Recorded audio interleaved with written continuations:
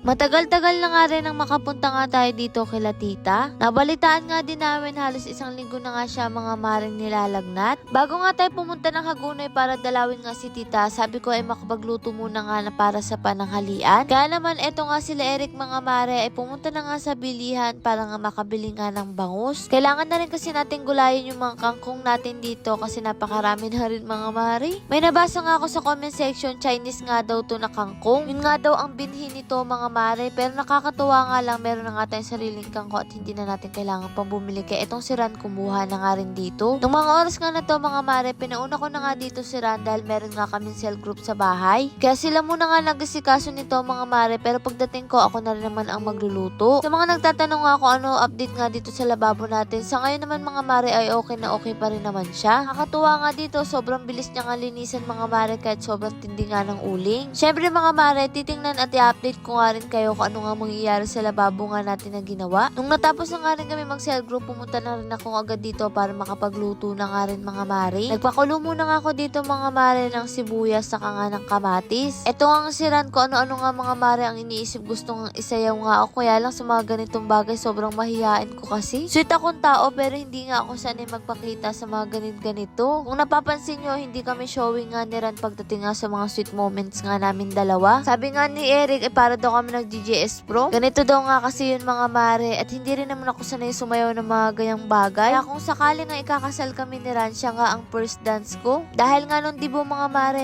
hindi rin naman ako nakapagsayaw ng ganito kasi wala rin naman kaming handa. Balak pa yata ako ni Ran na pilayin mga mare, tingnan yung ginagawa sa akin at kung ano nga nung gustong gawin. Pagpasensyahan nyo na nga rin mga mare mga pinagagawa nga namin dito. Naiinip pa rin kasi kami sa pinakukuluan nga natin ditong ulam. Pero habang nagaganyan nga kami, etong si Eric tawa nga ng tawa dito. Ewan ko ba kung kinikilig o naiinggit. O siya, tama na nga yan mga mare. Magluto na nga tayo. Kaya nilagay ko na nga rin etong bangus pagkatapos ng kumulo. Meron rin palang gabi kaya sabi ko ilagay ko na para sa ganun kapag naluto nga yung isda maluluto na nga rin etong gabi. Yung mga matitigas nga na gulay ay na nga mga mare ang inilagay ko para kapag kumulo sabay-sabay nga sila. Doon nga sa tinanim nga ni Ran ng mga sito meron namang iilan nga nagkabunga at tumubo. Kaya etong at umaani na nga tayo ng katilang piraso. Sarap din kasi sa sinigang na meron nga mga maring sito. Kaya sabi ni Ran, kuhanin ko na nga daw itong mga iilan na to. Sabi niya nga ay dadagdagan niya pa nga itong mga maring. Malaking bagay rin kasi kapag nga may sito ka, marami rin talagang pwedeng lutuin dito. Kaya naman pagkakuha ko, ayan inimay ko na nga rin mga mare para mailagay ko na rin. Nakakatuwa nga dito, may kulay pula, may kulay berde o diba kumpleto. Pagkatapos nga nun mga mare, nakita ko nga okay na nga itong gulay na matitigas, inilagay ko na nga rin itong kangkong. Siyempre with matching chismis pa rin mga mare. O siya, ito nga sila nag-aasikaso na nga rin dito sa inaharan niya sa may baba ng upuan. Pinyo nga mga mare, swerte nga ako kay Ran dahil marami nga siyang alam na gawain. Sa totoo lang mga mare, totoo rin naman yun. Dahil sa panahon ngayon na marami rin talaga mga issue pagdating nga sa pagsasama na mag-asawa, mag-boyfriend. Masasabi kong maswerte kami ni Ran dahil hindi nga namin nararanasan yung mga ganun. Dahil nga sa panahon ngayon mga mare, mapababae o lalaki minsan talaga nagloloko. Sabi kasi namin ni Ran, ayaw namin ng issue, kung maaari gusto namin yung tahimik na buhay lang. Eto nga mga mare, hindi pala kami nakapag-barley kanina kaya naman sabi ko makapag-barley nga ngayon na sabay-sabay nga kami. Maganda nga kasi to sa umaga 30 minutes before bago ka nga kumain ng almusal. Kung hirap kang matulog, tas acidic ka, pwedeng-pwede to sa inyo mga mare at kung may nararamdaman pa kayo kung ano-ano sa inyong katawan. Pakaganda kasi ng barley natin mga mare, may kape na, may dark choco, may juice, may organic. Kaya naman napakabilis nga rin ito mga mare maubos at ang dami mo rin pagpipilian. Kaya hindi na rin talaga pwedeng mawala nga ito sa amin sa araw-araw. Lahat nga kami niyan uminom mga mare kaya nag-cheers pa nga itong dalawa. Hindi naman siya mga mare mahirap inumin tulad nga ng iba kasi yung iba talaga lasang damo. Ito matamis siya na parang pineapple na merong lasang damong kaunti. So, masarap to yung sobrang lamig nga mga mare ng tubig. O siya, ito't kumain na nga tayo ng ating pananghalian. Nandukan ko na nga mga mare si Ran at nagre-reklamo napakarami ko nga daw nilagay. Linyahan nga ni tatay kapag punong-puno nga yung plato mo mga mare, hindi raw matalunan ng palaka. O siya, ito mga mare, kumuha na nga rin si Kuya Mark at si Eric nga dito ng ulam. Si tatay nga, kung tatanong nyo kung nasaan, ayan dun mga mare, maliligo muna nga daw siya. Sabi ko nga mamaya na lang pero sabi niya maliligo muna nga daw siya bago kumain. Dahil pupunta nga tayo kay tita mga mare, kaya sabi ni tatay kumuha nga daw kami ng sili para sa ganun meron daw kaming pandala. Di na nga daw sila sasama mga mare kasi nga baka umulan pa. O siya, ito't umalis na nga rin kami, baka maabutan pa tayo ng ulan. Kung bibilangin din, halos isang buwan na rin atang hindi tayo doon nakakapunta mga mare. Kaya sabi ko ay bumili nga kami dito dito ng prutas para nga padala nga kay tita. Sa dami kasi natin ang ginagawa ay hindi ko na nga rin mga mare alam kung ano pang ang uunahin natin. Kaya binigyan din talaga natin ng oras ang pagpunta nga kay tita kasi may sakit nga siya ngayon. Sa tagal nga rin natin nakapunta dito, nagugulat na nga rin kami mga mare sa mga pagbabago o siya kumatok nga kami dito mga mare. Abutan pa nga namin si tita, nakakakain nga lang daw. Tinatanong ko nga kung ano nga nararamdaman niya. Sabi niya halos 1 linggo na nga daw siya nilalagnat. Yung parang sakit nga daw ng ulo nga ni mama, nakalimutan ko naman ng mga oras nga na to magdala nga nung iniinom nga namin na barley. Kaya sabi ko mga mare, pagbalik natin ay magdadala nga ako at eto nga bumili nga kami rin ng mangga. Bigla na naman ako ng asim. Tamang kain na tamang kwentuhan nga lang din dito mga mare kasi bumili rin pala kami ng togi kanina. Panahon nga ngayon na pabago-bago nga mga mare ang klima, hindi rin talaga maiiwasan ang trangkaso. May pinuntahan nga lang din kami saglit at pagbalik nga namin ay tamang kwentuhan pa nga rin. Wala naman kaming ibang ginagawa dito kundi magkwentuhan lang din talaga. Pero nung nakita na nga namin yung oras, paggabi na nga rin, nagpaalam na rin kami kay tita para hindi na nga rin tayo gabihin. Bukod nga doon, kailangan pa nga nila umuwi para kasi mag-gym sila. Hindi ko pa yata nakakwento sa inyo mga mare na nag-gym nga sila mga mare. Bale matagal-tagal na rin kasi nilang plano yun, kaya nga lang hindi nga natutuloy. Pero mga ilang araw na nga rin sila nakapagsimula. Eto nga't nakauwi na nga rin kami, pero pagtapos ng mga mare, eto si mama pinapatulong nga si Gail. Pero sabi ko nga kay mama mga mare, bubuksan ko nga yung binili ko nga para sa kanya. Dalas kasi sila mama at Gail nandito nakaupo, kaya sabi ko papalitan ko na nga yan. Kaya naman etong binili ko ay pinapasok ko na nga rin dito kay Ran para nga mabuksan nga natin. Sobrang tagal ko nga rin tong inantay para maipakita ko nga kay mama, kaya nga lang nagkamali nga ako ng kulay nga nito mga mare, dilawang nakuha ko, dapat beige. Nakita ko lang din kasi to mga mare sa mga influencer na talagang napakadami nga nitong bumibili. Nung una nga akala ko ay na-scam nga kami mga mare, paano ba naman napakalaki nito sa picture tapos nga dito ay maliit lang, pero nung binuksan nga namin lumaki. Lahat na nga lang yata talaga mga mare na mga gamit nga natin sa bahay ay nasa online na nga ngayon. Tulad nga nito mga marang supa na to, tinan nyo ang ganda-ganda, kaya naman tinalunan ko nga dito. Talon ko nga mga mare, talagang tuwang-tuwa ako kasi napakalambot niya nga, kaya pinakita ko nga kay mama. Kapag nga gusto nila dito nga sila, hindi na nga si mama mahihirapan. Tingnan nyo naman ang ganda-ganda niya nga mga mare, sobrang lambot nito. Yung parang mala hotel nga ang lambot mga mare. Kapag nga mag-edit nga sila, pwede nga rin kasi sinubukan ko nga kasama nga si Gail. Mga mare na masusulit nga sa atin to kasi napakalambot nga niya. Kaya etong si Agatha nung nakita nga ako mga mare, kaya sabi ko umupo nga rin siya dito sa tabi ko habang nanonood nga kami. Kasyang-kasya nga kami tatlo dito mga mare habang tulog nga etong si Gail, tamang nood nga lang kami nila Agatha. Tingnan nyo mga mare, nung nagising nga si Gail, nilagay ko na nga siya dito. Syempre hindi naman natin to mga mare pwedeng iwan nga si Gail, kaya ayan tinasamahan ko nga siya. Tingnan nyo, napaka-cute nga at ngumingiti na nga rin sa camera. Mas maganda nga sana to mga mare ilagay sa mga sala, ganun, o kaya naman sa kwarto kapag sobrang laki nga ng kwarto mo. Lord, maraming pong salamat sa lahat ng blessing at syempre sa inyo mga mare. Paano ba yun? Bukas na lang ulit.